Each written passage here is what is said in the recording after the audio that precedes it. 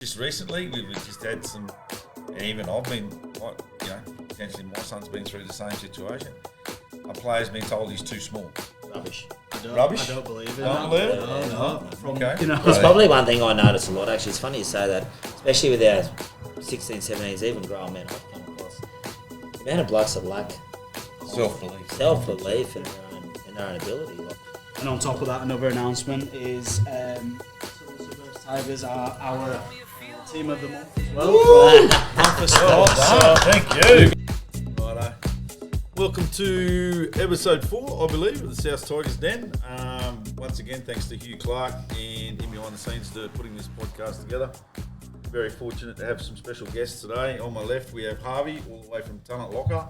Travelled all the way up from the Gold Coast. Thanks for coming up, mate. We were very privileged to recruit a player off you, and we'll get back to you just in a second in regards to your background in rugby league and where you started from. Obviously, with your accent, you're obviously not from the Gold Coast, but we'll get a bit of an insight into that and where you're at now within your rugby league career. So, welcome aboard, mate, and thanks for coming up. Really appreciate that.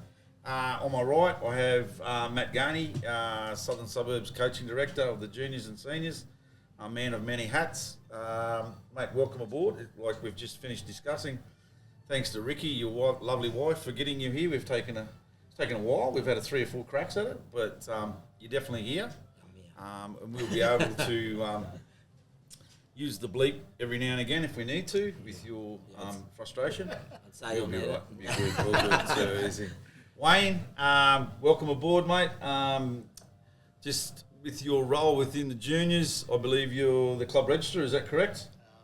Vice President, and club registrar for the seniors, man of many hats. And we really appreciate you coming on board as well. We'll get a bit of an insight in regards to your background with Southern Suburbs Tigers, whether it be juniors and seniors. And really privileged to have you on board, mate. I've only known you a very short time, and you're a man of very passionate about rugby league, and your involvement's very valued within the club. Furthest to our right, we have Zachary Rub, our S&C. Welcome aboard, mate. Probably one of the first appointments that we made when we first got appointed as a coach. Wanted to make sure that we had the right S&C on board, and the fruit's in the pudding, and it's very privileged and honoured to have you on board in regards to your mannerism as a S&C, but not only your knowledge within the S&C department as well. So welcome on board, and we'll get around to it and get back to you with your background within rugby league as well. So just a bit of an update over the weekend. We obviously, within the seniors, we were very fortunate to play 4 games down at Gatton. We had the ladies, 19s, reserve grade and A grade. It was great to see the ladies start off the season with the numbers that they had. And it's a credit to Trappy to get those ladies together to organise that. There's massive improvements to come through there, and obviously the ladies from the BMD to come back into that team and will make a massive difference to there as well. Under 19s, very unlucky. Great first half. Unlucky that they got beaten on the bell, but it's a learning curve for those guys. And obviously they probably had one of their better players playing A grade, so we've got to take that into account as well. Reserve grade, I think they, once again, came home with a wet sail in the second half. I think if they put the full 70 minutes together, they'll be definitely competitive throughout the year. And I think their captain coach probably needs to get a little bit more greedy and probably be on the field a lot more. They seem to be a lot different side when he's on there, directing the captain, directing the ship around. So, In A grade, we were successful 22-14 to come away with a win down there. Is a credit to everyone involved. We might have celebrated that we've won a few grand finals, but put it into perspective, I think it's a fantastic achievement overall in regards to the whole club, not just the A-grade club, and it's a credit to the lads that played. It's a very tough environment down there, tough occasion. And obviously very privileged to have one of the punters down there at the bar give the podcast a bit of a plug for me. I went back after the game, and unfortunately I couldn't find that punter, but it's good that they're watching. And in regards to that, it's interesting going out that night and having a few beers with the boys. Is that the podcast is getting a fair mention within the community, and it's good exposure. We're trying something different. We're having a red hot crack, and obviously there's going to be some people that are going to be out there knocking it, but there's other people that have embraced it and want it to happen for their clubs. So it's a different format for us to obviously forecast or broadcast to our supporters and spectators and sponsors about what we are as a club. So we're very proud of it, and we will continue to do it right across the board. So on the other news, on the weekend, I was very privileged to attend what they call the Scotty Kuhneman Carnival at the juniors at the Gold Park. So that was run over 2 days. I might hand over to you, Matt Gainey, to give us a bit of an insight into the Scotty Kuhneman Carnival. I got some figures off Cam Worsing, the juniors president, this afternoon, and they are phenomenal. I'll go through those in a minute. But can you give us a bit of an insight how the Scotty Kuhneman Carnival got up and running, and who is Scotty Kuhneman for those that possibly don't know the background of the man?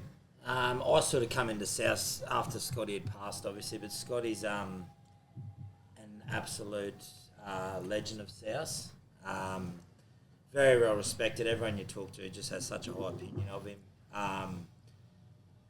And luckily we still had some of his family members around to attend the weekend, which was really good. Was that Glenn there on the weekend?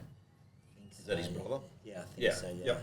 I'll have to double check with Cam, but I think so. But yeah, mate, after that, so this come about 2 years ago. It's our second year. Cam came up with the idea a couple of years ago, and we just went with it, and it's grown. The under-9s on the second day was massive. There was teams everywhere from Goodna, Gundy, they just come from everywhere for it, which is really good. It's a good experience for the kids as well, to play kids from outside their competition and whatever else, which is what Scotty was about, I think. Like, it was all very,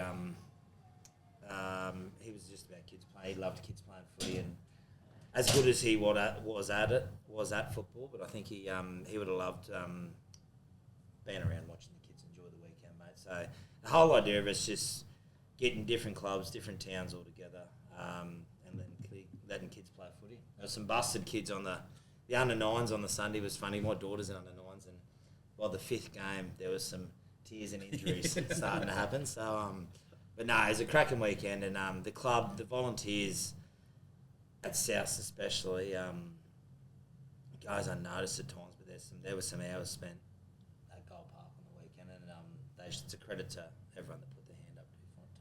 Yeah, no, it's I went there on the Saturday, and I couldn't believe the crowd and the amount of teams were there. And I think the other thing that was really evident was that,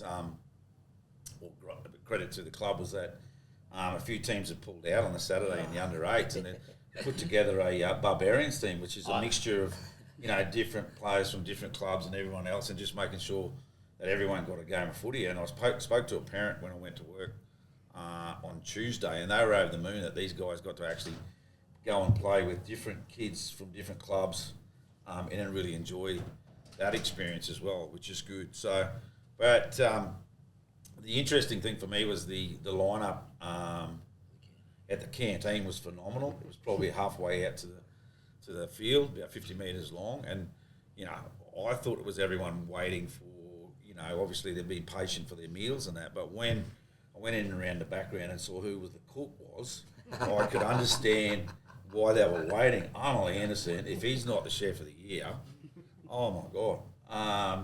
And to get a free burger and a soft drink on the Sunday was just something that, some people said that I went there to have a bit of a look around, but I actually went there because Arnold was cooking the second day. The man does a fantastic job. He put some special seasoning on that. He does. I was a little bit worried about the sweat towel, but apart from that, all good. It wasn't too bad. But just got some stats here from Cam Worsing, and being very professional here tonight in regards to looking at it off the phone. I got a text from him, but so the Scotty Kuhneman Carnivals stats, they've 19 clubs, 50 teams, 480 players, 125 games, 2,500 minutes of football across the 2 days. All under 8 players received a sling bag and a footy. All under 9s players received a sling bag and a boot bag. All teams had a player chosen for a sportsmanship award, received a carnival shirt. All teams competed in a running relay to finish the day, which took up the entire width of the field. Fantastic achievement and well done to everyone within that. I think within that, I think there needs to be more of that type of footy where it gets back to the grassroots and people get around and enjoy it as well. So I think the other thing for me was that you could walk around to each different tent and it didn't matter where they come from. There was a footy family there. They made the weekend of it. They come down to experience. And to be honest, in regards to the fuel prices and where we're at in regards to that, it's a credit to everyone to make the effort to come down there as well, which is great. So is that, is there any more carnivals coming up in that area or?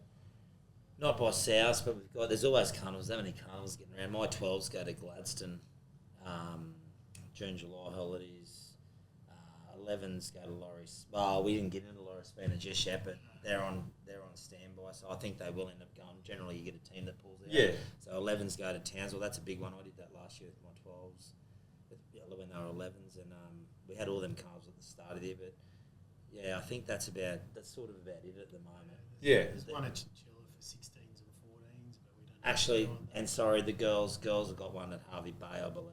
Wow. So yeah, there's plenty of footy. and we try and send our kids to as many carnivals as we can. That's great. So, Harvey, you're obviously from an English background. What's the comparison within England in regards to the mini footy and how would they do carnivals like that? Yeah, there's definitely lots of carnivals there. I was heavily involved in one through my work. There's the biggest rugby league carnival in the Rhinos Challenge. Okay. Where all the clubs would be invited and the parents would be invited to stay for the weekend on the coast. A little bit different to the Australian coast. Might have to take a jumper or some warmer clothes, but overall it's similar to weekend to what you fellas are talking about, where the parents can stay in chalets, and it's a massive event. And just like you're saying on the back of what you're saying, it's much needed in the junior game.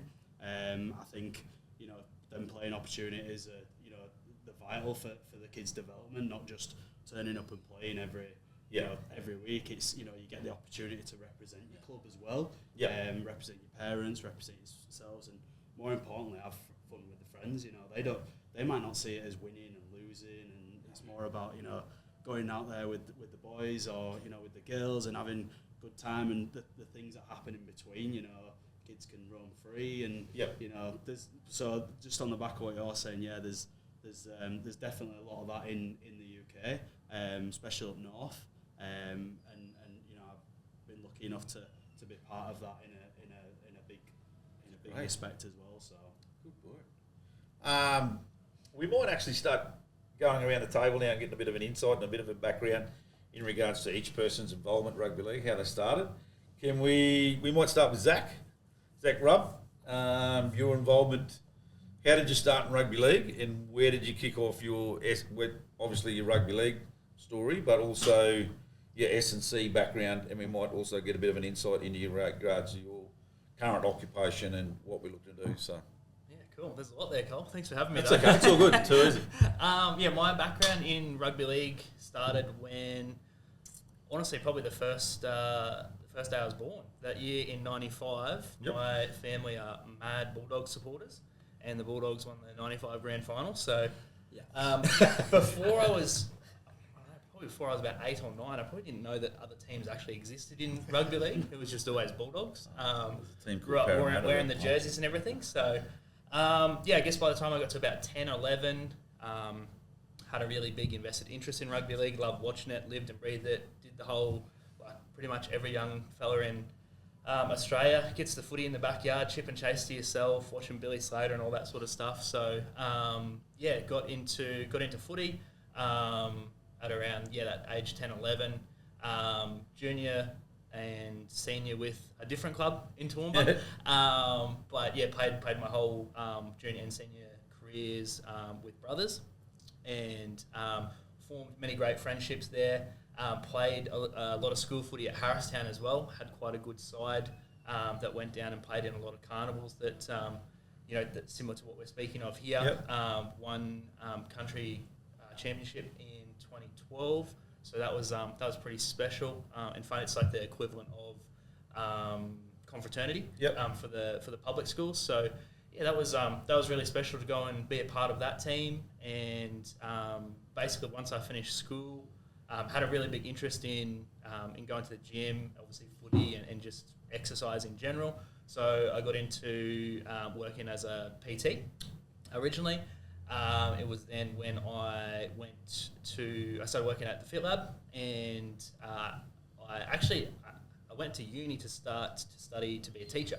And I got through a year of that, but I'd worked at Fit Lab for about 6 to 8 months. Saw the direction that they were heading in terms of the gym and wanting to go down more of a sports-specific path. And it was a really great opportunity for me there to then switch my degree to sport and exercise science, where I finished up a couple of years ago. So I got to work and learn my trade there. Got to work with some really cool mentors, the likes of Steve Nance, and the guys there at Fit Lab that are doing a great job, Corey, and the team. So that's pretty much how I got into rugby league and into working in strength and conditioning in rugby league as well. So very passionate there. Obviously don't play anymore. If you ask my missus, she got sick of looking after me. I'm the most injury-prone bloke ever. Hamstrings, calves, you name it. I played one game last year and I still have a sore sternum from that game. So, this year was just, I was just done. So, no, I really appreciate South and you, Col, for reaching out and getting me on board this year. Great opportunity for myself and for the club. And just to be around footy is, as mentioned, footy is such a big part of my life. So to be able to be around footy again, and to just get around the boys and the girls at training, it's such a privilege. And I can't thank you guys enough for having me on board.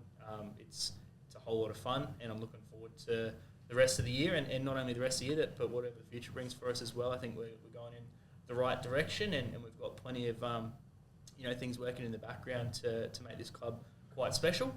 So super keen to play a small role in that. Mate, thank you very much for that intro. I had the privilege of meeting a couple of your mentors, in particular Steve Nance. Just some blokes have got a knack in regards to picking up on certain things when blokes aren't doing the right technique with exercises or weights or anything else like that. And he's a really great bloke, and not only that, he'd give you any time, he'd give you his time any time that you wanted it. Corey's a champion bloke as well, which is good to hear. And we're very grateful that your footy career has ended. Yeah, it's good. So that you're on with us, which is great. Probably some of the things that, with your traits within the club at the moment, and the players are really grateful for it, is your accountability. Even last night, when there's a slip of attitude in regards to probably get to a stage of patting your back on this, patting yourself to sleep. Yep. In regards to the weekend, they were soon brought back down to earth fairly quickly, which was good. So, but it was done. It's always done in a calm manner, and that's probably one of your strengths that we're really good as well. In regards to the future, we had a really good meeting this afternoon with a great opportunity for the club. So more to come within that. So it's looking very exciting in regards to that sort of the thing that we talked about before, which is good. So thank you. I think as well, sorry, Col, just to jump in there. Something that's been really positive out of the training with South across all grades has just been the response to my role from the players.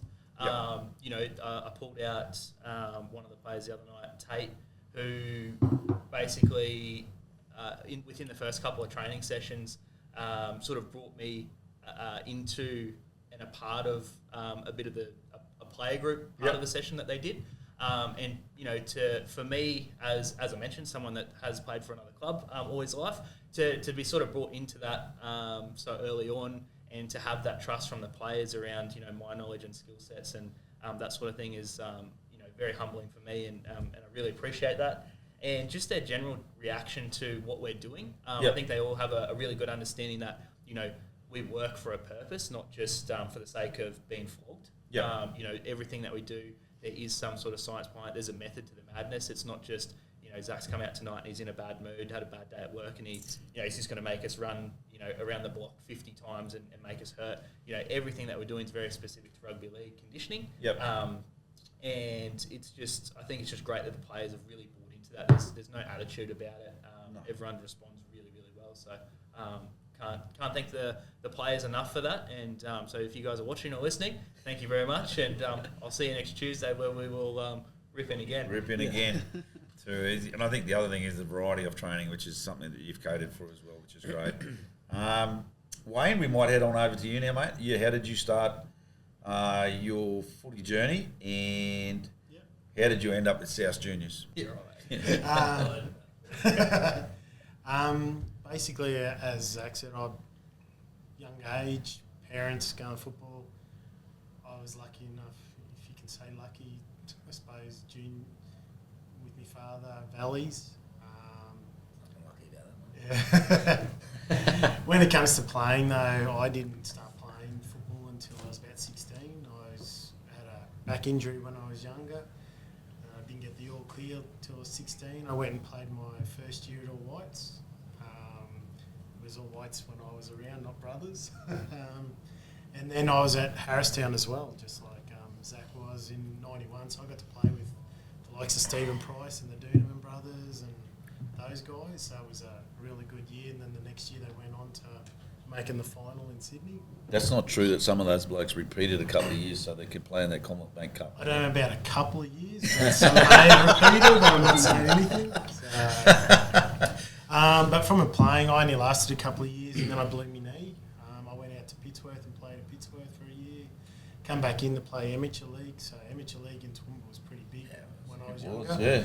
I was a ball boy years and years ago doing it with Bailey Bears and Foundry Falcons. It was a long time ago. Foundry Falcons? And then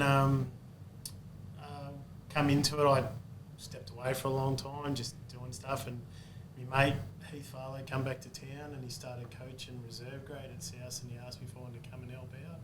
So I started off managing and running water for him, and did that for between that and doing some admin roles in the seniors for about 20 years. So got life membership a couple of years ago for the seniors, which I really cherish for the fact that coming in every week and you do something and help out the club. Be 11 years ago now. My son started playing under fives with South Juniors. Young Harry? Yep. Harry, so known by Harry, Harrison, Diesel, whatever you want to call him. He's got every name under the sun. Started coaching there. Lenny Curry got me involved. So I did a bit of coaching. Pretty much coached with them from 6s through to 12s. Got a bit exhausting with some of the kids. I don't know if it was kids, it was probably more the parents. Yep. Were interesting. But then went in and started doing roles within the committee. Registrar, vice president now. Done a whole heap of stuff on the committee just because I've done it previously in other roles with P&Cs and stuff like that. And just really enjoying the roles with the junior side of it. I've stepped back into the seniors this year. I went in to do registrar, and I just shout out to Paula Hearn for helping out. Got a few medical issues, so she's been helping out the last month or so, which has been really great. Hopefully we'll be able to help them out in the next few weeks. That was pretty much my journey through South seniors and juniors. Got to meet a lot of great families like the Koonman family, the Wershings, the Farlows, just a whole heap of families involved within South over the years that have taken you under their wing type of thing and helped you out. Ones that aren't involved still, but keep like the Ra family and that as well. There's just so many that you can name type of thing. But it's I just love watching the junior kids coming through and hopefully keeping them when we get to seniors and all that type of stuff. But it's really happy for the boys on the weekend for the big win they had down at Gatton. A long time coming because I've seen the team go up and down, up and down. I suppose the best time that I've seen for seniors was 2013, 12 or 13, I can't remember, when we made the grand final the last time, which was a big year, but since then it's kind of been all over the place. So, but it's been a journey. No, really appreciate that insight, mate, and probably your passion for, or your assistance or your support around the club's probably summed up in one situation with myself in regards to clearances and registration of players. I believe you may have been in a hospital, and I said he rang me and you said something about a player, and you said, "Oh, I'll sort that out ASAP." Little I just finished saying in regards to you just had a major operation like 2 days beforehand, and here you are in hospital on a laptop or checking us out for us and helping us out on the register. So, mate, it's a credit to you, and you're passionate about it and you love it, and you've got a great young man there, and young Harrison as well. We're very fortunate there as well. Very grateful to have you on board, Wayne. Thank you. Too easy. We might switch it up a little bit. We might go to the Harvey. We'll leave the best to last. And in regards to where did your footy journey start, and then we might go into the footy journey in regards to your rugby league history, and then we'll go into the second part of your career in regards to recruitment agent, manager, one of the best on the Gold Coast. I'll give that little plug. We'll put it out there. You've given us a red-hot player, so we're grateful for that. So if you can give us the viewers a bit of an insight in regards to your rugby league history and how it started, and what part of the world you're from, and how you ended up on the Gold Coast. Thank you, mate. And first and foremost, just want to say thank you for having us on as well and inviting us on. I think it's great what you guys do and what you're building and what you do as a club. For you guys as a club, I feel like you're pretty professional in terms of how you manage things, how you communicate, and obviously, having a podcast is, it's a cut above some of the rest. So thank you very much, and good on you guys. I think my journey started playing around 4 or 5 year old, rugby league and football as well. Soccer, you guys will call it. So rugby league and football every weekend. So rugby on a Saturday, football on a Sunday, vice versa, all the way up until around 12. From there, I decided I wanted to play rugby league. I was a bit too physical for football, shoulder charging people into tackles and stuff like that, snapping legs. But yeah, I think my rugby league career really kicked off around 14. We had a pretty gun side. We had 14, 15 lads who were on board with scholarships at professional clubs. We were an undefeated team in the country. We won every comp in that year that we could do. We were pretty successful team, and it were a well run team as well. It were pretty professional. So during that time, got picked up by the Leeds Rhinos for the scholarships, and systems are a little bit different now to what they were back then. But it was a scholarship for 2 years, 14 to 16, under a development where you train twice a week alongside your club and play around eight or 9 games. Okay. And then from there it's a progression into the under 19s. Yep. That was then. So from there, lucky enough to we went undefeated for that Leeds team as well. Strong side for having 16-year-olds. We were a strong side. There's a lot of lads who played in that team who were playing Super League and some in the NRL now. Signed at Leeds from 17 on a professional contract. Under the under 19, so there were signed a 2-year deal, and with an option for the 3rd year for the academy. Stuck with it through there, battled through injuries, competition in terms of position wise. I'm very grateful to be coached by some of the best players in the world from that. The late Rob Burrow, he was my mentor during that. Adrian Morley, he coached us for a year. There's a big long list of coaches, even some that I'm close connected to now that I still speak to. So very grateful to be coached by those guys. But you guys can relate to Adrian Morley and Rob Burrow. He were amazing for me as a mentor.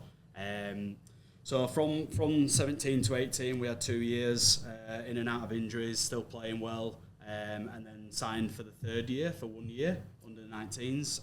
Captained my academy side to a grand final. Within that year, though, I did occur 3 injuries. I got concussed in the first trial game, broke my leg in the second game back, and tore my labrum in mid-season. Luckily enough, from there, managed to rehab it, I had an option to get it operated on and miss the season, or rehab and have a chance of playing, and I took the latter. Yep. I didn't want to let rugby league defeat me, but it always wins. But so lucky enough to make a comeback in that year. We got to the grand final, played against Wigan at the DW Stadium. Unfortunately, we didn't win the grand final, but it was a great journey. Effort, we soaked it all in. And playing wise, that's from there played. Within those 3 years, made my Super League debut. Got a call up in the Super League to play against Wigan. 18-year-old lad.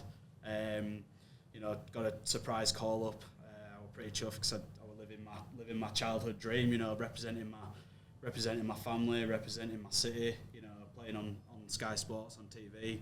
That was a pretty surreal experience. And then from there, played in the Championship semi-pro for Dewsbury, which is one of the oldest rugby leagues, and Hunslet, Championship and League One, and then stuck around.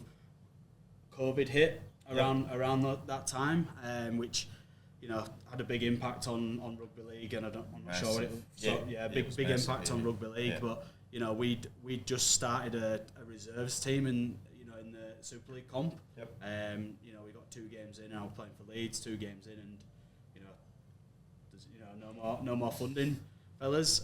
We were still contracted, and the club really looked after us throughout that. So luckily enough, through that season as well, got a call up, another call up in the Super League. Because there were bubbles and there were rules, it were like done limited training and stuff, but still played. And then played the week after, played against Catalan and Warrington Wolves. So 3 games of Super League under my belt within that, and then from there went on to play Championship, League One. Still play at a high level and play local as well, which were good for me. Throughout that whole time, I'd done a rugby league development apprenticeship. Qualified rugby league development officer. Got my qualifications, worked with the Leeds Rhinos Foundation alongside with the club, and worked on pathways throughout that. So all the way through my playing, I was involved in coaching as well, which I've got a big passion for junior development and pathways as well, which ties into my current work. So from there, I was playing semi-pro for Hunslet. I was enjoying myself.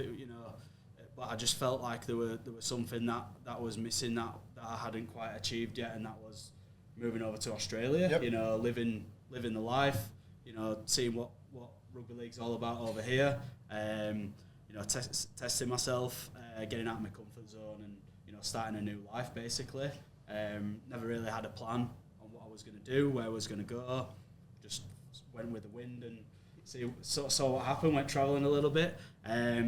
Back to the rugby league side, which is quite unique with the Talent Lockr stuff. I got in touch with Talent Lockr whilst I was travelling, and knew I could communicate, knew I could play footy, and got in touch with the Talent Lockr page, and signed up myself, made a profile, updated my highlights, and I spoke to 5 or 6 clubs myself, and communicated well, sent out what I could do, my availabilities, and what could the clubs offer, and then ended up getting in touch with Todd Carney at the Byron Bay. From there, that was what I thought was the best option, not the best offer, but the best option. Ideally, I wanted to settle in, playing country footy for a year, and just settling down into Australian life, and I know there's lots of opportunities to make good money in the country as well. But signed at Byron Bay. From there, I think after a week or two after I got to the Gold Coast, Todd came and picked us up and went training from there, and got my teeth into some Aussie rugby league, and in the NRRL, I thought it were a good start for me. And then from there, I live in the Gold Coast in the South End, and I had a few connections with the Currumbin Eagles. So spoke to the coach, Matt Gainey, and went down to pre-season as of last year. I've been playing there since, and I I think just to continue that, I've been brought into the nines world as well, which is not quite. There's not much of that in England, so I was very, very lucky and excited to get my teeth into some nines footy, which I think is my style. And I've enjoyed that since, and it's been a real journey in terms of where I've played and who I've played for and who I've played with for the nines. So, and then from there, just cracking on and seeing what happens really, and playing my best footy, and living the best life with whilst using footy with that. No, I think you've done really well, and it's a credit to you in regards to we actually got you on in regards to Talent Lockr and your recruitment style of what you're doing, but what we've brought here tonight is a training kit, because what you've just given in regards to your playing CV, we welcome you on board, mate. We've organised a training kit. I was thinking that the whole time. This is you might have been under false impressions that we were getting you up here to talk about your recruitment, but because of the CV you've just given us, we want to make you an offer, and this is the start as a training shirt. It's a credit to you, mate, and we really appreciate it. And a good plug out to O'Neill's merchandise. Jump online and grab our gear. They've all the gears there, all the way from training shorts right through to hoodies, caps, whatever you need. They've got it, and if you want it made up, they'll do it for you as well. But mate, welcome aboard. Thank you very much. Really appreciate that. Thank you. Interesting. I like the way that you said you just happened to find yourself at Byron Bay. Yeah, of all places in Australia, you just, like an Englishman, you find yourself at Byron Bay. You didn't want to go and do a stint out in the bush or anywhere else. You just found yourself this really tough place called Byron Bay on the north coast of New South Wales that happens to be where Todd Carney plays. And then the next move is the Gold Coast. It's interesting because I've had opportunities to recruit some English players, Pommy players over my period of coaching, and I get frustrated sometimes. You've got to nearly put a bucket of sand and a bit of blue salty water out the back door to get them across. They've just got this impression that they want to always be there, which can balance out. We'll get some recruitment stories and that side of it later on, and that'll be an interesting insight in regards to how you go about recruiting players, what the recruitment app's all about, what's available on that app. It'll be great insight for our listeners and any players that want to get on board and any clubs that want to get on board. So anyway, mate, thanks very much for your insight there. Really appreciate it. Training is Tuesday and Thursdays. We'll go from there.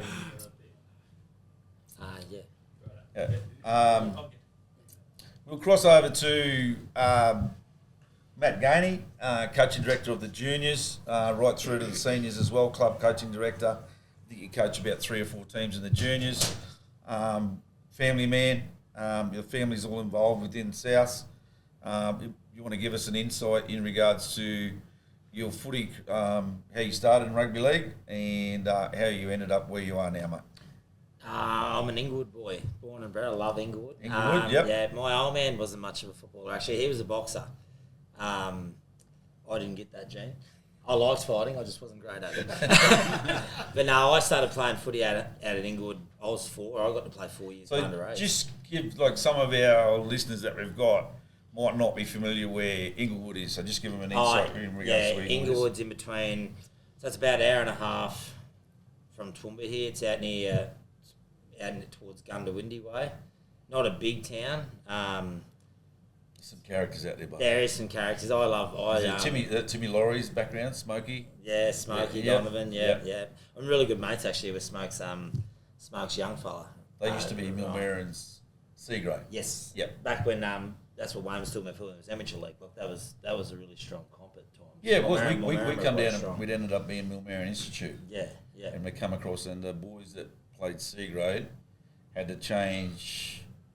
They had to change the stubbies to tallies because they were spilling too much of the little ones on the way over. Yeah, should be pints anyway. Should be pints. Yeah, that should be. Yeah. That was good. Sorry, mate. No. I like those stories. So it doesn't bother me. Yeah. I started when I was 4.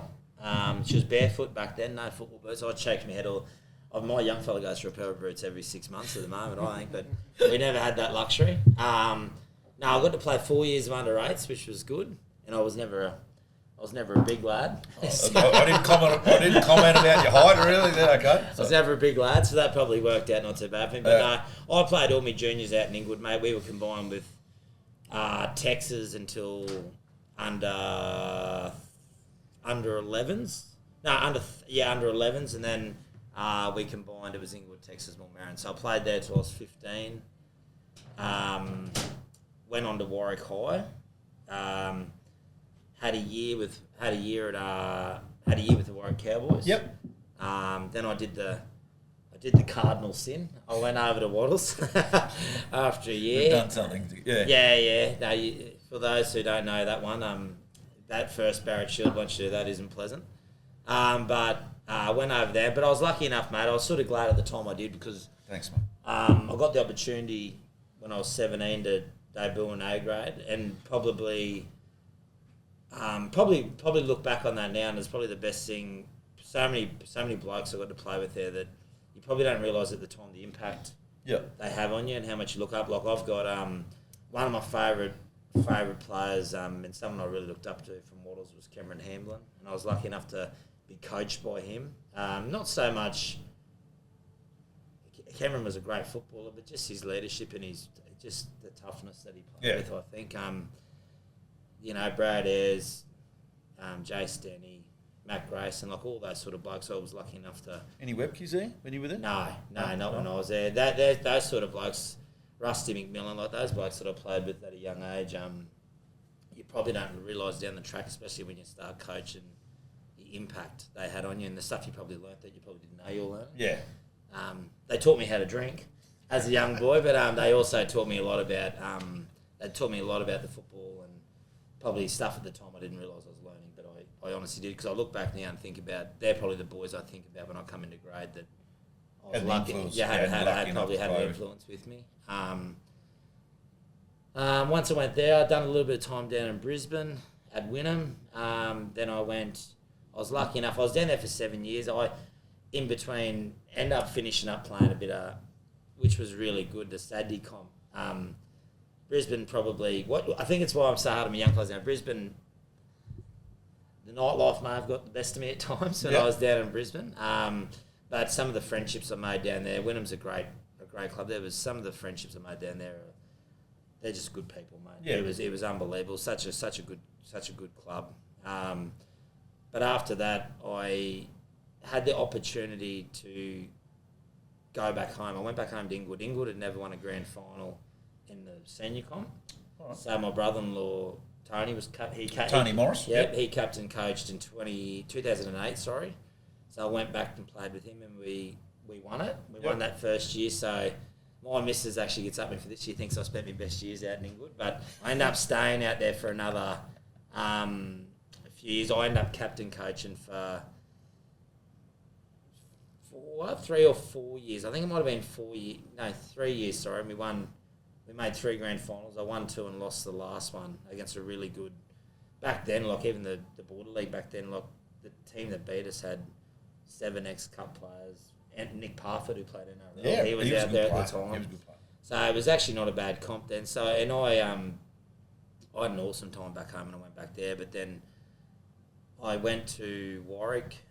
Come back and I went back to Warwick. Actually, funny story there. I nearly went to Pittsworth. I actually wanted to go to Pittsworth, but my wife at the time, who she puts up with a lot. Yep. She's an angel at times, but no, she's an angel. Yeah. She wanted me to go to Warwick because she had friends. She went to school in Warwick as well. Oh right, okay. So long story short, I went to Warwick. Probably had some of the best years there. Like I had 2 years at Warwick. I had a year, then I captain coached a year of A grade, and then I finished. Well, I retired for probably the first time out of 10, but I finished up. Then me and my wife had my young fella George, who's now 12, so we'd had him, and I sort of wanted to finish up. So I sort of finished up, and then we were living in Toowoomba, and then after a year or so, this is how I sort of got to South. After a year or so, I probably thought about where the young fella was going to be playing footy. And to be honest, there wasn't much of a thought process. He was always going to go to South. South was always a club even when I played at Wattles and Warwick, it was always a club. I always said to myself, if I lived in Toowoomba, I'd play for South. Yep. Like, I remember the days. I remember the days as a young fella playing at Tora Park when I was playing A-grade choicey. I used to be like, damn, mate. Choicey was scary when you were a young fella playing back then. Those calves that had was like... I see Choicey. I think I see Choicey every now and again. Now I wasn't scared of many blokes, but when you're a young fella playing against Choicey coming off the back fence, it was like just try and get your arms around those big legs and hang on. But mate, it was and I had nephews at South, and so I thought got the better of me. Dan Holmesy was coaching at the time actually. And I just sort of contacted Holmesy and I thought, well, I just sort of part of me thought I'd like to play at a club where my son or my family, if I have more kids, is going to play. So I sort of got involved that way. I can't even remember what year that was now, but sort of got involved that way. And then I sort of done my knee, wasn't going to play again, but then Lee Kate will come to the club as well. And then I sort of ended up lingering and sort of probably at the time just kept playing. And to be fair, mate, I think I finished up when I was 38. I think I was 30. I didn't think you were that old. Yeah, 37. I felt every bit of it. 37, 38. But to be honest, mate, I'd still play now. I love football. I miss football. But obviously, as your kids get... My daughter plays as well. She's 9.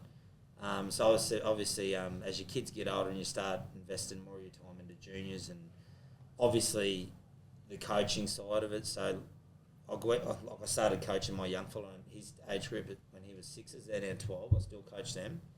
I also took on the 13s this year to give Arnold Anderson a hand. And I also helped Johnny Gilbert co-coach. I'd help coach with the 17s with Johnny. Johnny's, and mate, speaking about people that do a lot, talking about Wayne, like Johnny Gilbert for me at South, like he helps me with those. Two great men. Two good men. Yeah. He helps out a lot as well, mate. He's probably I think what works for us, Johnny's could be the most positive person in Australia, whereas I'm pretty quick to have a blow up in me. Well, I did watch you one under 13s game, and then it's the yin and the yang. You got Ricky Stewart up and down the sideline, and then you've got the calming influence of Johnny, and then Johnny sometimes Arnie sort of smooths it all out a little bit. So I think you've got a really good balance there, mate. I try and find a balance at times, but no, mate. At the end of the day, as I've gotten older, I love coaching. My passions is junior development. I'm really big on that. I say to anyone all the time, especially when I'm with my coaching director and stuff for doing coaches, I truly believe your 8s to 12s age groups are so important with junior development. I just think if you get your coaching right at them age groups, teach the basic stuff really well. Like I'm a really competitive person, but football's fun. It should be fun. It should be fun. But at the same time, too, as a coach of junior football, I want football to be fun, but you also want kids to be developing their skills and getting better at what they're I think the other thing is there, and it's interesting, is I speak to a good friend of ours, a mutual friend of ours, it's Luke Brosnan, for instance. It's a credit to him to be what he's doing out at Warwick at the Collegians. The man should be coaching. I rate him as one of probably the best coaches in the area. Yeah. And he's very patient. I think his time will come, but I think that he's got the right mindset in regards to a lot of times clubs have the wrong structure in place in regards to their coaches, and have the so-called better coaches coaching A grade, whereas they should be coaching around that at the junior age and coming through.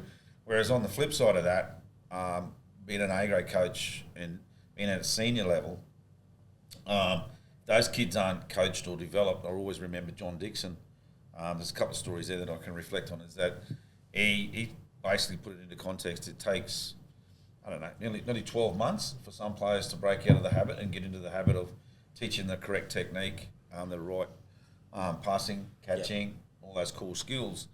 And, the other side of that is that you've got to, or the other story of John's was, he was in a Queensland development squad, and there was a young front rower, and basically he was very blunt with him in regards to, mate, you're not going any further because, unfortunately, someone hasn't coached you at a younger age.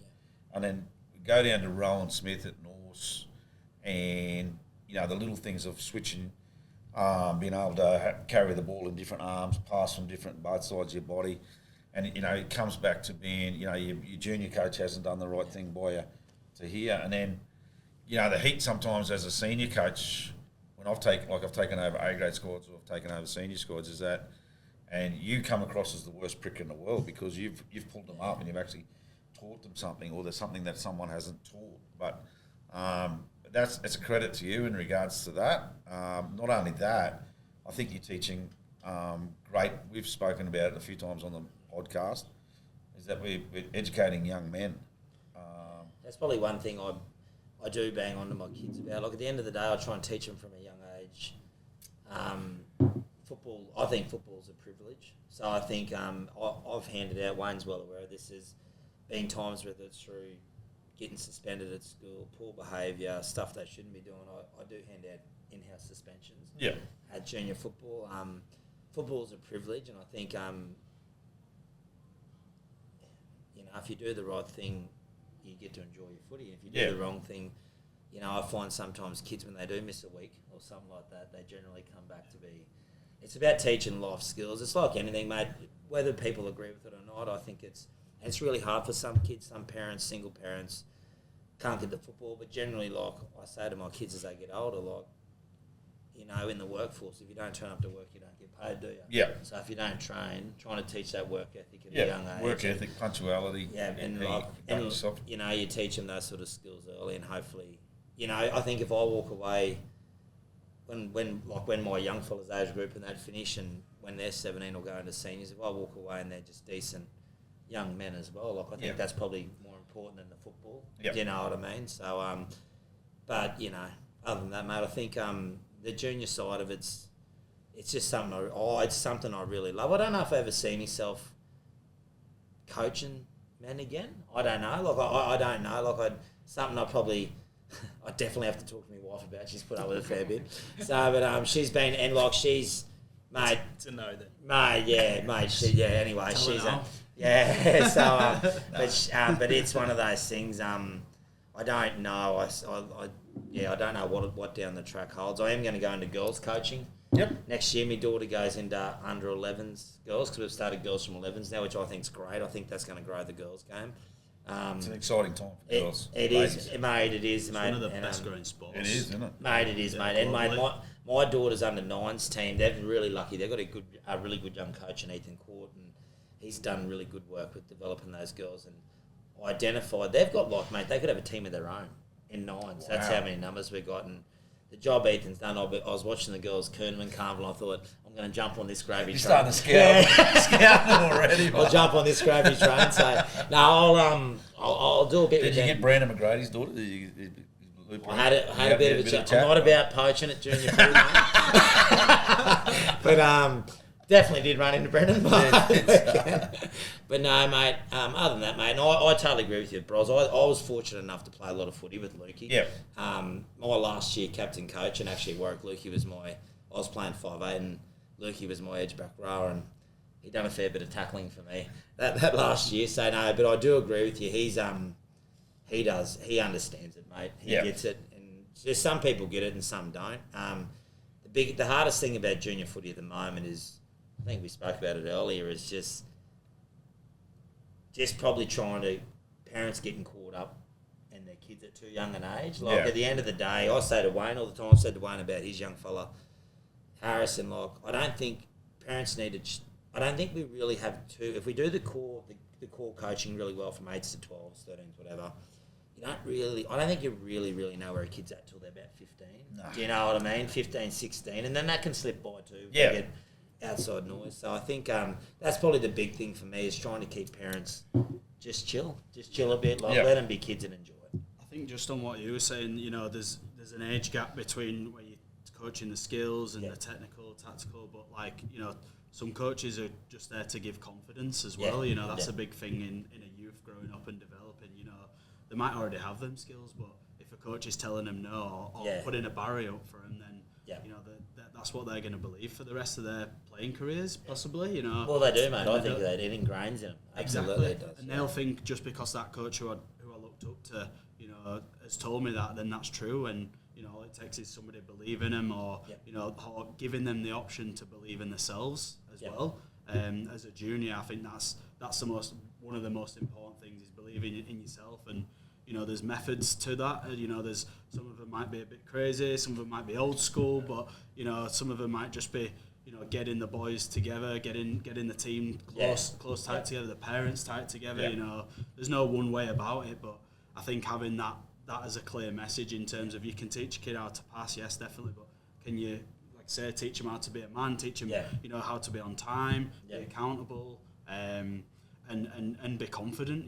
Having even in the the seniors game, even in the pro game, there's some players who are not confident, but they're just they can play. It's probably one thing I notice a lot. Actually, it's funny you say that, especially with our 16, 17s, even grown men I've come across.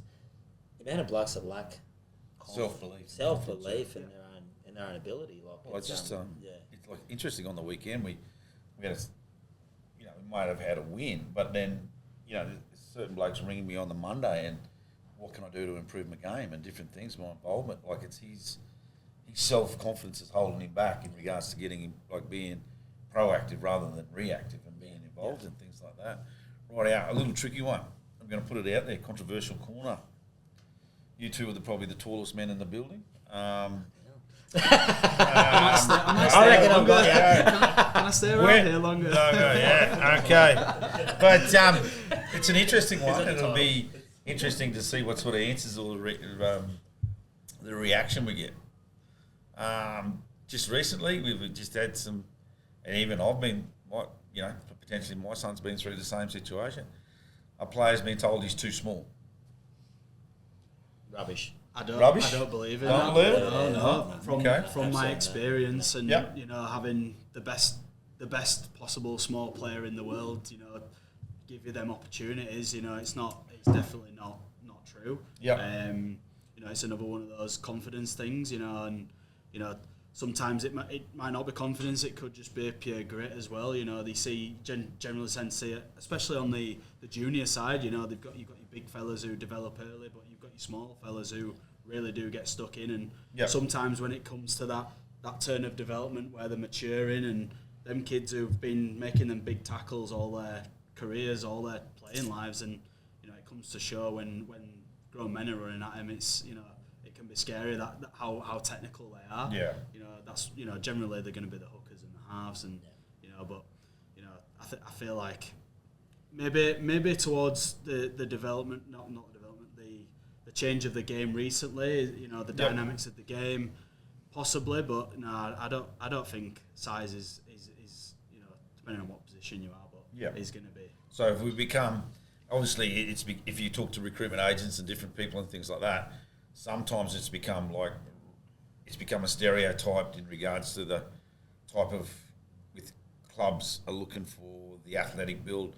For instance, I may have spoken to an NRL manager a long time ago in regards to, Papua New Guineans players. I know we don't recruit them because they're too small. Well, here we are, so many years later, the Chiefs are coming on board and look at their physiques, they're like granite. It's a different... That honestly, that's probably one thing of football that shits me a little bit. We've gone down the path now looking for athletes over football. Yeah. And I actually think that a lot with junior coaching. I feel like junior coaching at times, kids are getting to be like they're robots or something. Still stereotype. And we've lost a lot of natural ball players because we're looking for athletes and trying to overcoach at times. Well, I'm going to flick to Zack in a minute and get his opinion on that. But I want to come back to that in regards to the stereotype rugby league player because of what the coaches perceive to see on NRL. Zack, so a young player comes to you in regards to he's been told, and this has happened a few times. I've had a situation with a student that I've worked with at a school and different things and that. He's got feedback from his rep coach that he's too small in certain areas, that he's gone back and worked on it, and then came out the other side. He ended up being too heavy and then it wasn't he didn't get the reward that he thought he would get in regards to when he went and done the hard work and put on the weight and done everything else there. So a young athlete comes to you and he's been told he's too small. What's your advice or what's your recommendations in regards to that as from an S&C point of view? There's certainly a lot to unpack there, and you guys have unpacked a little bit already on that. From my point of view, and an S&C point of view, we've got to think about other skills that our game has. I'll go back to one of my mentors, Steve Nance, and he used to tell us a story about when he was at the Broncos, and some of the guys that could bench and squat the most were playing reserve grade. So it doesn't just because you can lift heavy in the gym, or you've got the physique of an athlete, or you look good with your shirt off and that type of thing, doesn't necessarily mean that you're going to be a good rugby league player. It certainly can help your development in rugby league, because that's obviously why we do what we do in that space. However, when you're talking about someone that has been told they're too small, absolutely not. Can't agree with that at all. Also been small myself. But I think some tall people on this podcast here. I was going to get a couple of high chairs there. I think the advice there is to look at some of your skill sets that you do have. Implement a gym program so that we can start to develop your body as well. There's no harm in doing that. But don't neglect everything else just to get big or put on weight or put on size. You look at I was looking at a clip of Andrew Johns the other night, and he was talking about how Mitch Moses found out a front row on the short side the other day. So and all that came about was they hit the lead, the half and the back rower in the tack when they're at marker. The fronties come around, and he's gone, darted straight around him. So there we go. We've got speed and agility already that we can look at that are going to be great attributes. Got him on the short side, simple 3v2. Then bang, bang, bang, they scored a try. So to say that because you're not a big person, because you don't, you're not muscly, or your height or whatever it might be, is probably. This might be controversial. I might have to cut this one. Gainey talked about getting cut, but I reckon we need to educate our junior coaches and the people that are saying that type of thing, because it's just not true. That might be outdated. We might have said that 30 years ago, 40 years ago. I'm not too sure. But right now, that's not how we should be educating young players. And back on confidence, a little story from myself when I was grade 8, just got into high school at Harristown. They've got a rugby league academy. So excited to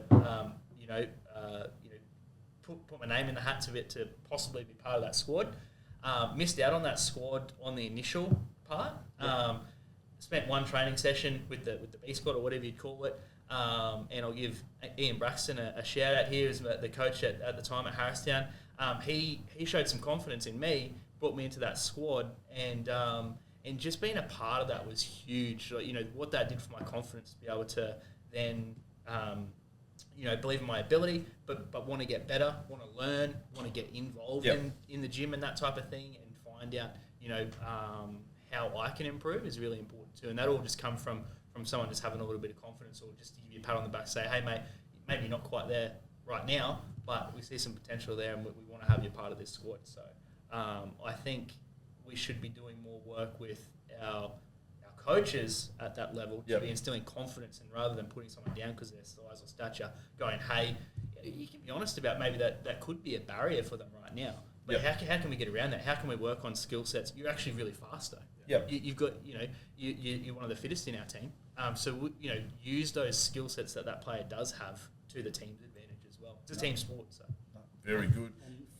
Sorry, mate. No, you're right. From a parent's perspective, I see Harry bust his ass in regards to every, does the extras in regards to, we'll give a shout out to Michael Kropp. Goes and does all the gym sessions, different things. Michael's always been good on doing those 1%ers to build him up. How do you find the balance between, potentially a coach telling Harry, maybe you haven't made the rep team, or you're doing that, or whatever you need to do? What's your balance there in regards to keeping your son's confidence up and being a parent and being realistic with his achievements? I don't think it's just a parent. I think there's a lot of people involved, and listening to all this, all that's happened to Harrison. And I'm shout out here to Matt and Tony, who've been the best thing for my kid. So Tony Morris again. Because he's probably the smallest front rower that you would have seen. But he's strong, and his work ethic has been hard. And you talk about coaches. I don't think coaches from club levels. I've worked with Matt as coach and director stuff, and that we do that from a club level. I think where the big thing is when it comes into rep stuff, school stuff. They're the ones looking for the bigger kids. They're the ones not going out watching games every week. They're just taken what they see Yep. in an hour or a 2 hour session to pick a rep team, and they haven't looked at other things on that. So building my son Harrison has gone through. We have Development Cup now. He got told you're going to go back and play Development Cup as well as Prem, and it's probably more of a kick in the gut from a parent's point of view, not from a kid's point of view. Yep. The kids actually take it on board, and he took it on board, and he's gone a long way in 18 months where he's at now compared to where he was 18 months ago. And I even went to things, and when we had Development Cup the next year, to explain to parents that it's actually been the best thing for my kid in the context of it's helped him with his Prem stuff, but he's learned a lot of football to get him to where he's at now. Yep. He then went in and wanted to do extra, so yeah, we went to Michael Krog, who does a lot out of World Gym. He does a lot of sessions with Matt.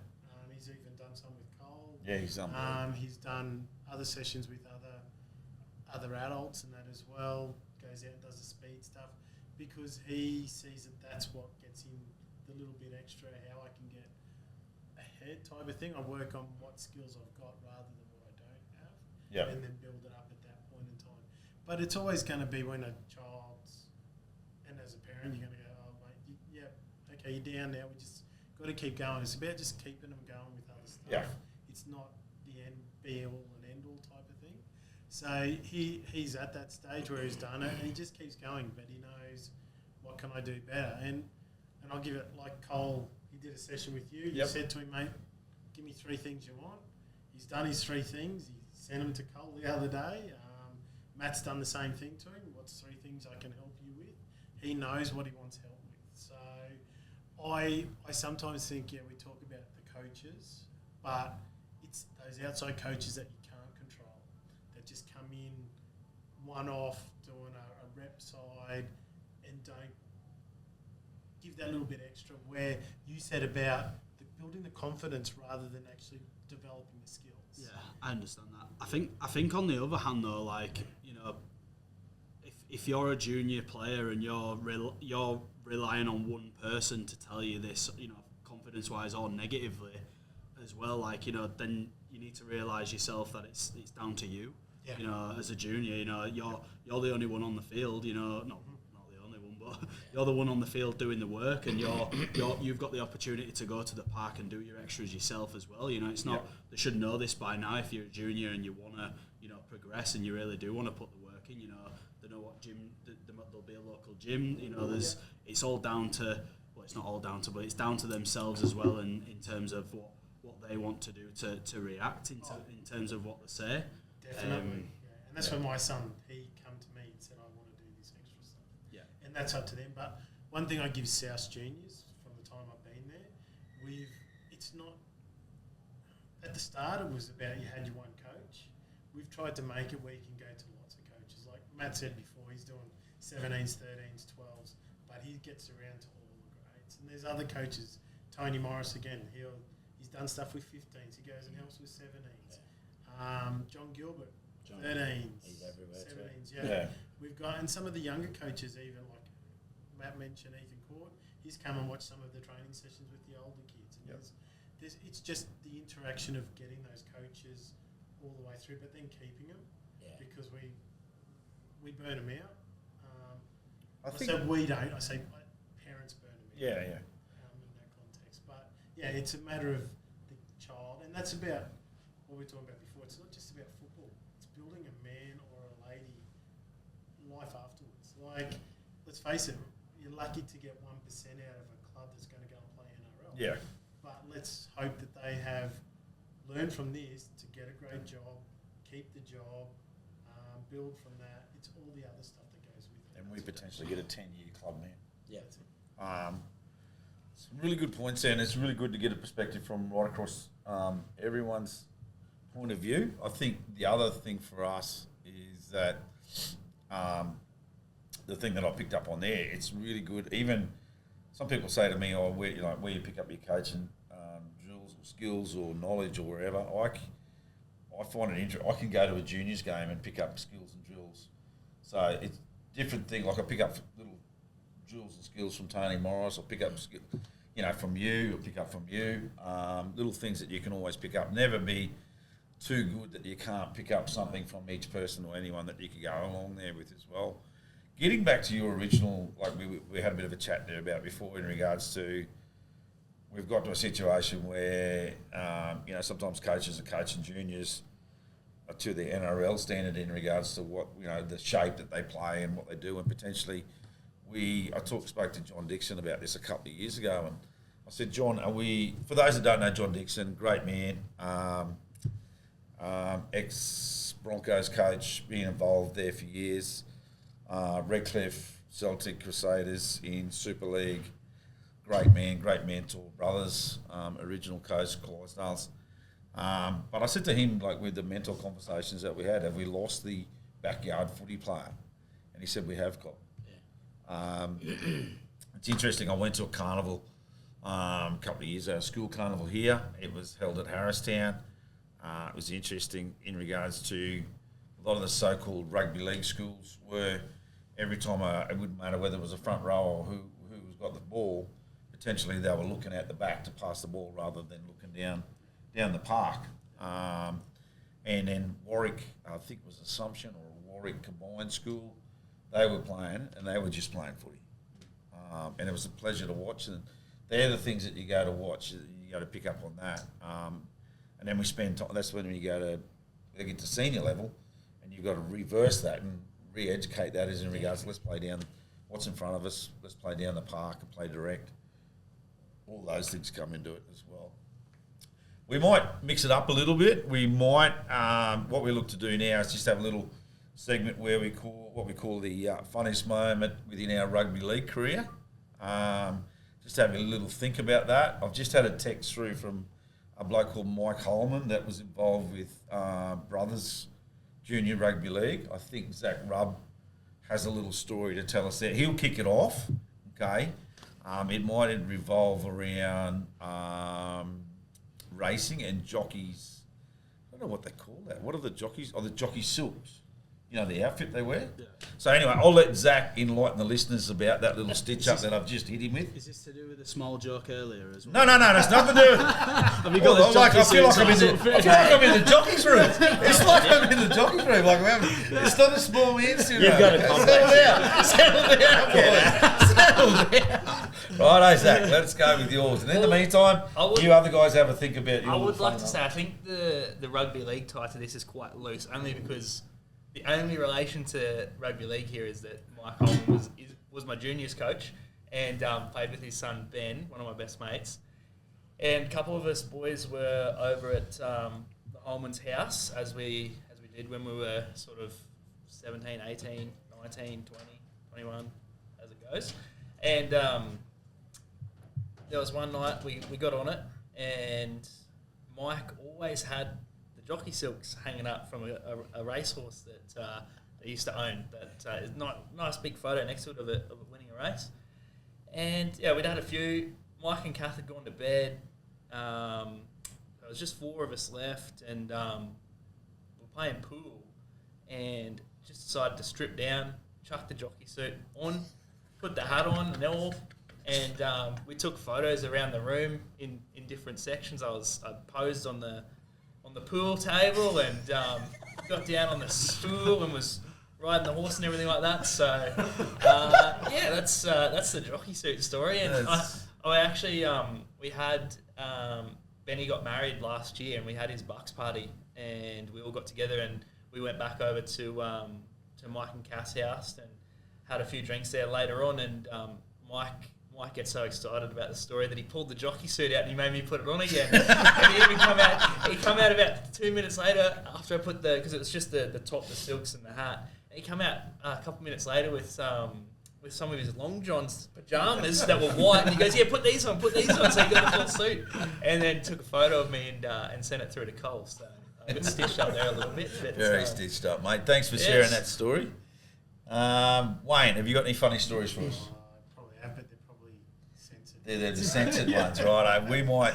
we might swing to Matt Gainey. If yours are censored, I'm a little bit worried about that. I'm 100% not saying any of my ones. I can go down embarrassing. I won't go off the field because when I had a really good time when I was younger playing football, so I'm not going to talk about off the field.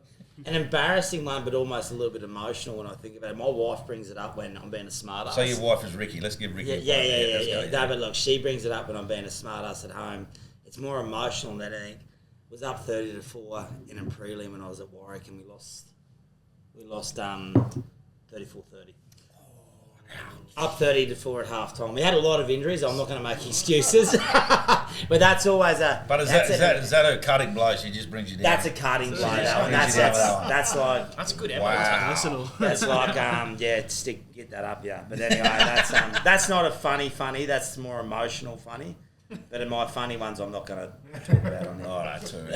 Harvey, with the amount of travel that you do and the amount of rugby league clubs you've been involved with, surely you've got one good funny story for us that we could share for our viewers. Now, it's not around that that time slot, so if you could share, it'd be good. Yeah, I'll.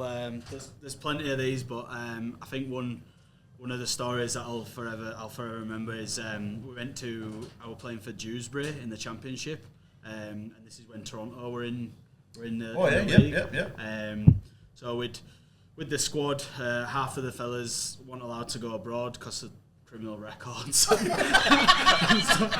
Rugby league weren't allowed to go, and I was sort of like fringing in, coming back from a shoulder injury, and it was like, all right, take my opportunity. And so lucky enough got to fly over to Toronto to play against the Wolfpack, who were undefeated at the time. Top of I think who did sign Bodine Thompson, T-Rex. I think this is a year before they signed Sonny Bill as well. Pretty strong team. So anyway, we landed, 14-hour flight. We had the option. We were like, oh, do you want to train now or do you want to train tomorrow? So we were there for 3 or 4 days. We landed. We decided, we'll train. Blow the cobwebs off. So after that, we were in these like dorm university campus type thing, and we're like, we'll have a wander into the city. We were playing like 2 days later, so not too bad. But so we were all in this club, in this like bar thing, and it was packed. It were like random. We were like, what's going on here? And turns out the basketball were on the final, and it was the time when the Raptors were in the final. Wow. So we were like, why is it so busy? And all these Canadians are going crazy. And we all the footy lads, we were like, just started off with a few lemonades and waters and stuff, and then one of the boys just came back with a jug, put it on the table, and we all looked at each other. We were like, right, it's on. So we were playing basketball. We weren't playing basketball. We were watching basketball, and these jugs were just flying in, and we were just smashing the pints in, smashing the drinks in. Obviously, knowing we've got the top of the table, we were like near bottom anyway, and we were absolutely smashing them down.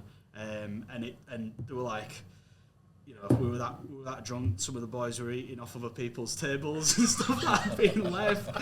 Typical Dewsbury lads, and Toronto ended up winning that final, the first one that they'd won in I think the history of the NBA for them. There ended up being 4 million people on the streets, celebrating. There were fireworks, there were police dancing, there were people on cars, and the police were letting it happen. It were crazy, but we were out, and we started getting like, all right, we'll start heading back now about 1 o'clock, 12 o'clock, something like that. Obviously, some lads might have stayed out, I don't know, and there were no taxis, so we stayed out until like 4 or 5 in the morning. Like carried on drinking, and no taxis, no Ubers. The streets were absolutely full of celebration. There were no like, there were no fighting or anything like that. Everybody was just happy, and they were happy that the team would win. Fireworks in the streets, police dancing everywhere, and and then we played 2 days later and got beat 74-4. I was waiting for you to tell us that you won. I wish. But yeah, no, we kicked off, and I think they put like a full spread play on, and from the first kick off, and we were like, oh shit, we're in here. Great experience, and sort of one of those games where you go travelling and playing against top of the league. Yep. So we had a puncher's chance, but we chose to watch the Raptors win instead. It's a good night. Good story.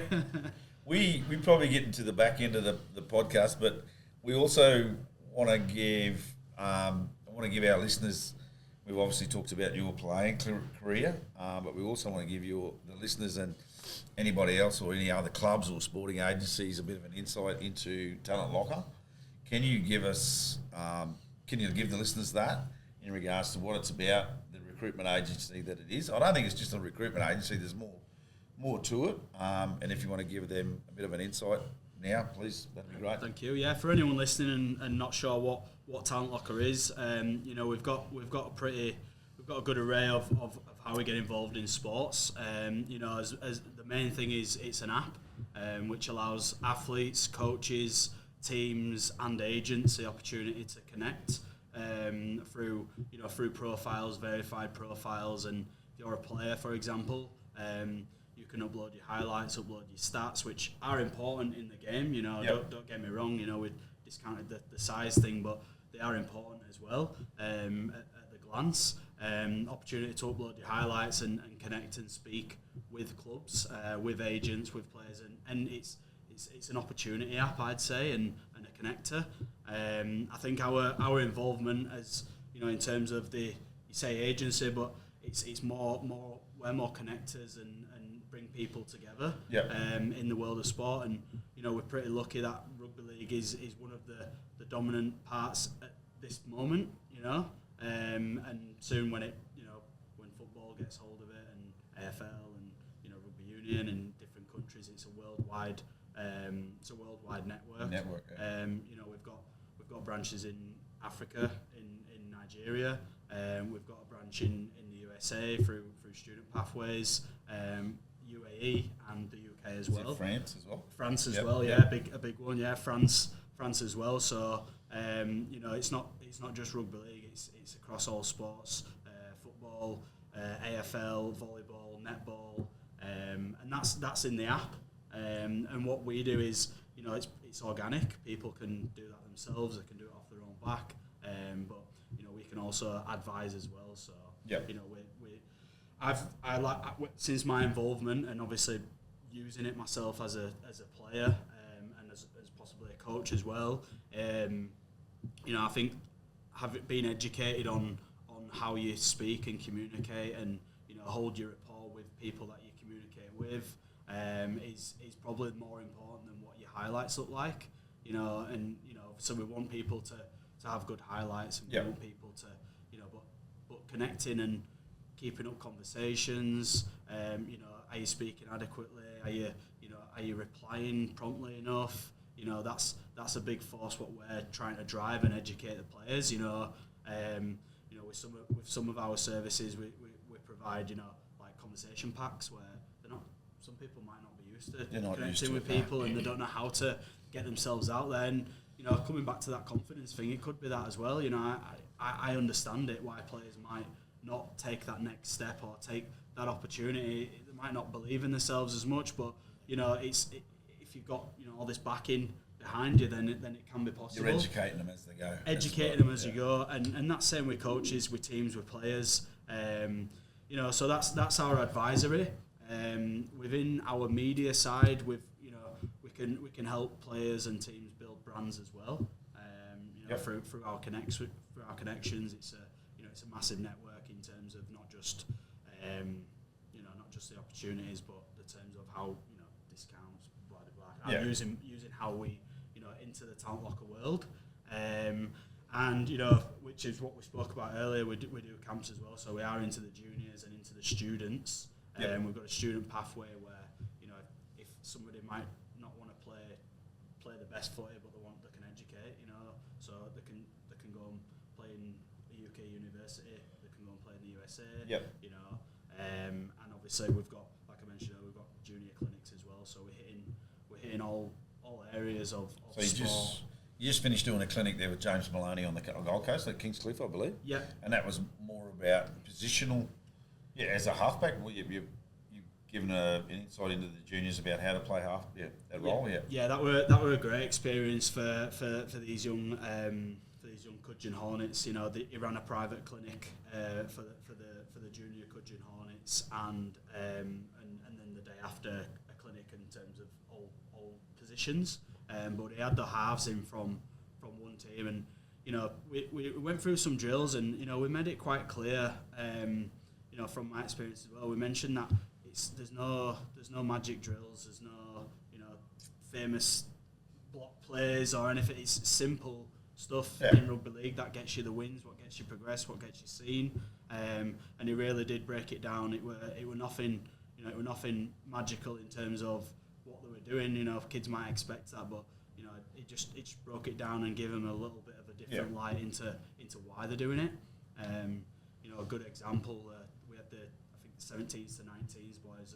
There were a group of 8, and we barely did any actual footy drills. It walked around the field and showed him like a bit of an insight into what he sees, which is invaluable as well. You know, what points to get to, why would they do that? You know, what things to be considering, and you know, I made it clear to the boys as well. It's like, you know, you're not going to get that opportunity much more often in your playing ground unless you are progressing. You know, for somebody to slow a game down for you and give you an hour's worth of knowledge, as an elite, that's very good. It's pretty special. So so I think from our experience, I think the best thing's been really good that you basically guide the player to us, and then it's up to the player and the coach to negotiate or have a chat in regards to where it progresses from there. And then I think that's a really good way to do it, rather than I've been with other recruitment agents where they basically shop the player around, or we call it fishing for the right price.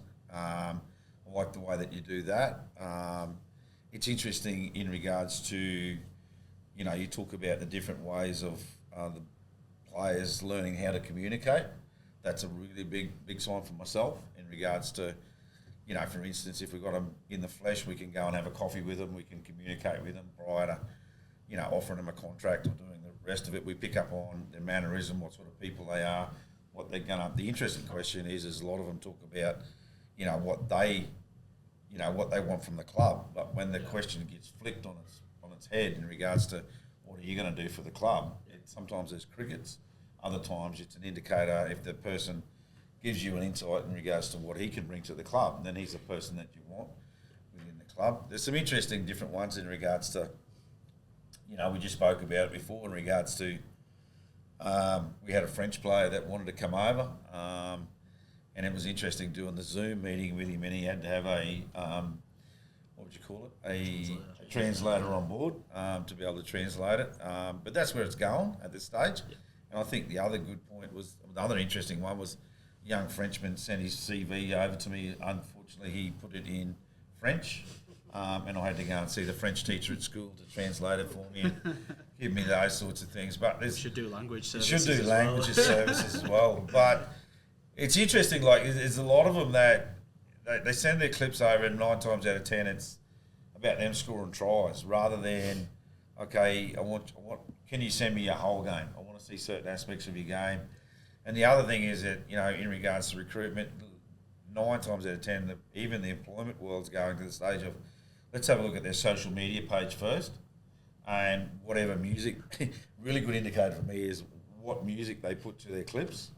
And 9 times I'll just delete if it's just absolute crap music. And I think that's the way that I've given you some feedback in regards to some of the players that have sent their profiles through, and you've actually given them feedback in regards to, this is the way that you should look to do that. Which is really good. We've had some really interesting different contrasts of nationalities that I've recruited. I've recruited, from the clubs I've been at, we're fortunate enough to probably recruited, around 12 Englishmen. French, it was interesting. I picked a Frenchman up. Julian was his name. We're still good friends now. We communicate now, but it was interesting. I picked him up off the at the Brisbane airport, and he had a Spanish partner, and on the way home, they were having a conversation, and it was just a general conversation. I thought they were having a domestic argument, just the way that they got fired up and how quick their language and different things like that. We actually got to a stage where with Julian, we actually had to, at the club we were at, we would get the whiteboard out and he was a visual, which was really good. The other guys that we recruited a couple of English guys over. I was fortunate enough to be with the Grafton Ghosts for 4 years, and we recruited a couple of lads over from England, and I just said to them, look, they were really keen to come over, and as you were, as you would be as well, and you could relate to it, was they wanted to come over in November, December. We were having what we call a family holiday on the beach and everything like that, and I said, just hang off a little while, because it's going to be, the climate change is just too much. One of their partners come over with a beautiful, she got the tan and everything done, and it was interesting. We were out on the beach, and she basically blistered and burnt and everything else. But they were, yeah. But when we used to go back to the pub, funny story was the boys would always sit at the bar. The two Englishmen would sit in the cold room on the Eskies, and they would drink their beers on the Eskies. Were they from up north? Or? Yeah, they were. Yeah, a couple of lads, and we was interesting with another one. We had. We were doing the warm-up. We used to do it over at the school, and I was doing a head count, and it was around mid-February, and in Grafton and mid-Feb's just you cooked, and I was missing one, and I was looking around, where's Tommy such and such, and he said, I'm here behind you, coach. It's too hot to be out there. I'm not getting out there. So, but, it's just unbelievable that the other experience it gives to your family members. We had a situation where we recruited a Papua New Guinean lad. He had calves bigger than Choicey. It was unbelievable. We invited him in. Like normally we would, if we had enough rooms in our houses, we would take him in for a month or a couple of weeks just to settle him in. And he walked past the dishwasher and asked the kids what the dishwasher was. Didn't have a clue what the dishwasher was. And our kids took it for granted. Yeah, they were really humbled by it. And it was just a great experience. And then we had another, like a Osea Fijian lad that come over, played Fiji, Bardi, representative, and he just got so protective of our kids and so loyal. It just got to a stage where it was a little bit hairy and scary, but just beautiful people, and it's just fortunate enough to do that. What are some of the stories, like with your recruitment, what's the joy out of you when you recruit someone and they get success at the back end of it? I think that's a great question. I think not providing the opportunity, but giving them the opportunity to do that themselves as well. And with changing, it can be life changing. Yeah. And I can always say and always go back to that. My life has changed from it as well. I wouldn't be sat here right now if I hadn't have downloaded the app myself. And I can always say that, and I always will. But I think just hearing the stories and hearing people taking their opportunities and changing their lives and meeting people that they might not have done and mixing with networking and seeing what they might not have done if they hadn't have got out of the comfort zone. Playing for a new club that can be scary as well. I understand that, playing for a new club, being in a different climate. In some cases moving to different countries. It's not. It can be internal as well. But yeah, I think what I get back is just thanks for linking up and having that feedback. I think it just gives us a drive to keep doing it more really, and getting the good word out there. But I think just on that, to make it clear, it's got to work both ways as well. It can't just be nothing in this world is given to you on a plate. No. Really, it's got to be we can get you there, but you've got to do something yourself as well. It's so I think that's an important message. But I think for those who not everybody's going to get it.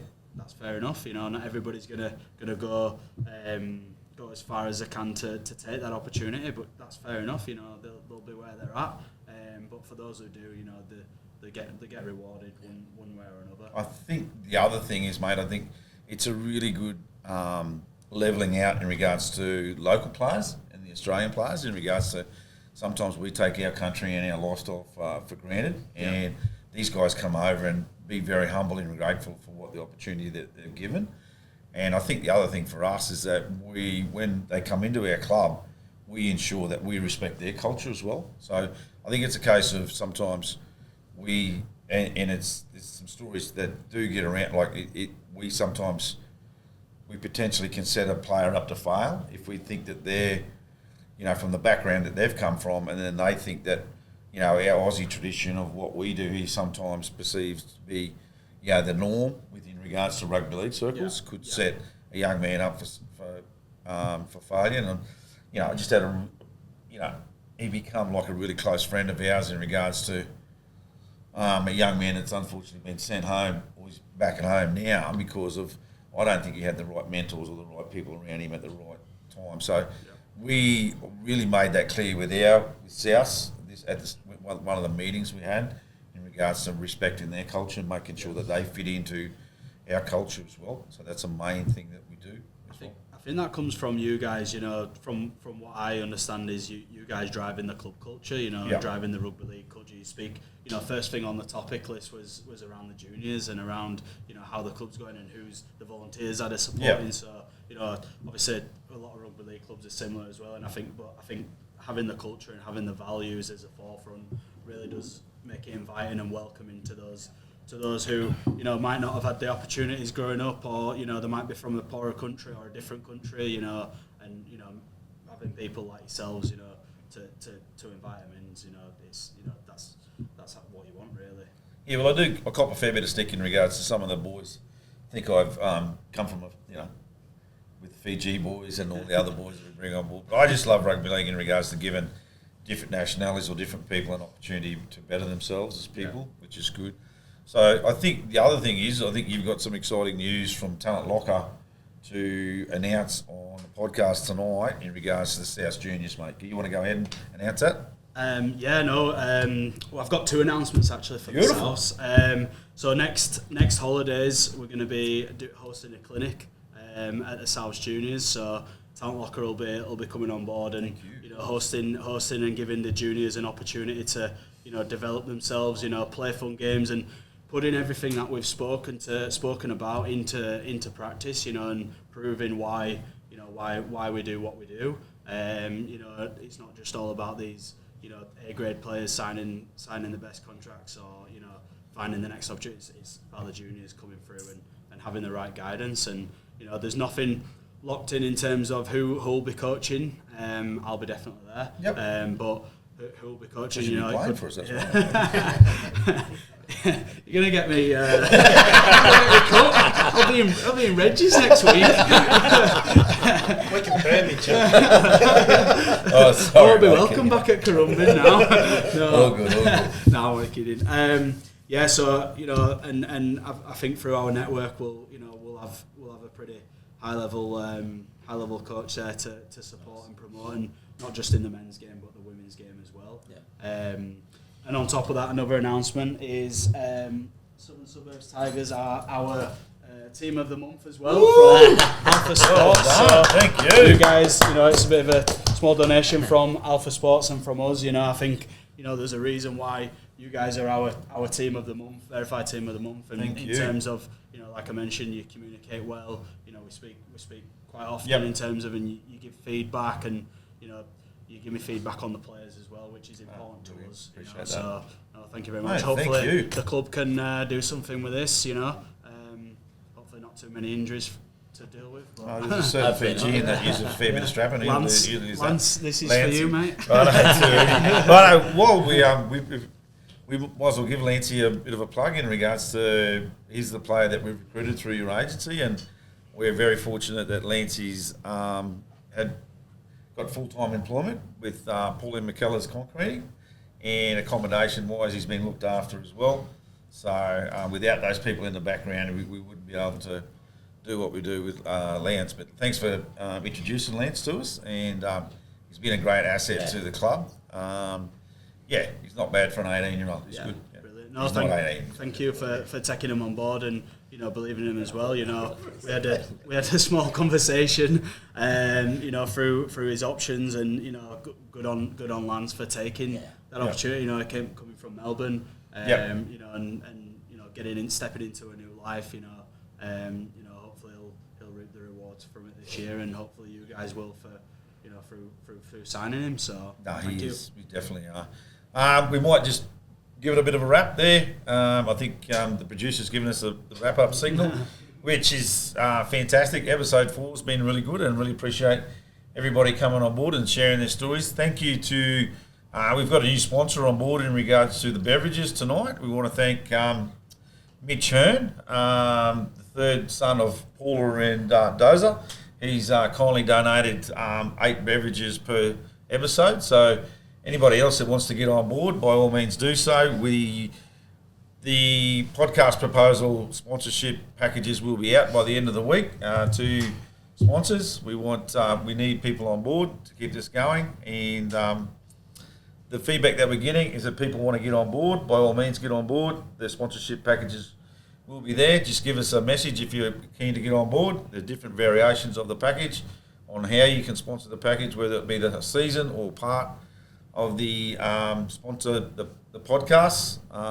Also, I want to give a bit of a plug to our old boys.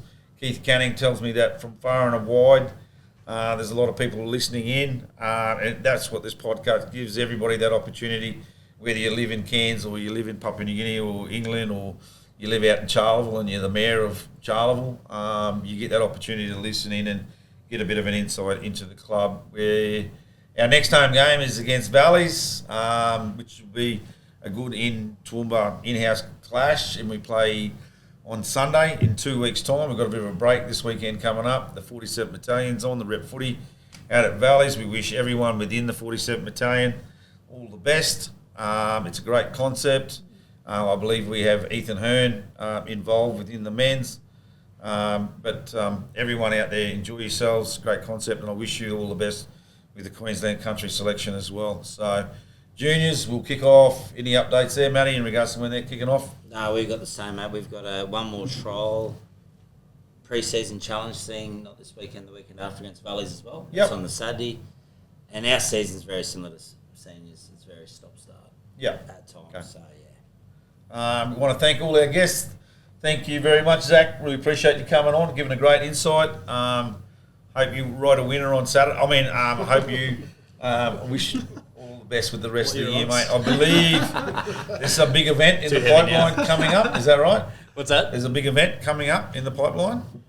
Oh yes, we are. Actually, we're doing some more planning for that this weekend. Yep. Popped the question at the back end of last year. Congratulations, mate. Well done. Yeah. Only had to hike up to Mount Everest Base Camp to do it. Wow. So short little hike. Made you work for it, but no, it was really good fun. And so we're just getting stuck into planning that now. Went and had a look at a couple of venues last weekend down in the Scenic Rim. Going to look at another couple this weekend. So great. Planning is on the way. I believe if you need some tips or anybody to do your photography or videoing, we know a really good man that potentially can do that for you. I've hit him up already. You already hit him up for it? I hope he's cheaper than the blokes I use. Wayne, thanks very much for coming in, mate. It's a great insight in regards to not only being a committee member of the juniors, registration with the seniors, but also from a parent's perspective in regards to being a parent and supporting your child through whether it be the selection or the non-selection, or also his growth in football and how he goes about being a great young man in the future. So thanks very much for that, mate. Really appreciate it. All the best with your health in the future as well, mate. Matt Gainey, thanks very much. Cameron Worsing said we might have had to use a lot of bleeping, but you got through it, mate. That was pretty good, mate. You were very good, actually. My missus was very nervous. I'm a very honest person. You are very honest. She was worried I was going to upset some people outside. And to be fair, if I said it, I meant it, so I wouldn't have I think that's the podcast that we just want you to be yourself, and you've been that. Mate, you're an absolute legend of the club, and we thank you for your contribution to South Juniors and the South Club. Harvey, thanks for travelling all the way up from the Gold Coast. It must be really tough to live on the Gold Coast. It is a tough life. But hopefully this is it's not your last visit, but we really appreciate you coming up and your generous offer to come and do a coaching clinic with a high-profile NRL player or coaching staff. whatever it may be, and the generous donation of the strapping equipment definitely won't go unnoticed. We'd expect you there. With your travel commitments, probably one night a week is training. That'd be great too. But thanks very much, mate. Really appreciate it. Thanks for having us Cheers. on. Really appreciate Nice it. to meet you fellas as well. Yeah. No, thank you very much. Anyway, that's a wrap for episode 4. Like I said, the sponsorship proposals are getting out there. Come on board if whether you're a spectator, sponsor, committee member, or even a player that wants to join the club. Great club. Bigger and better things to come in the future. Cheers.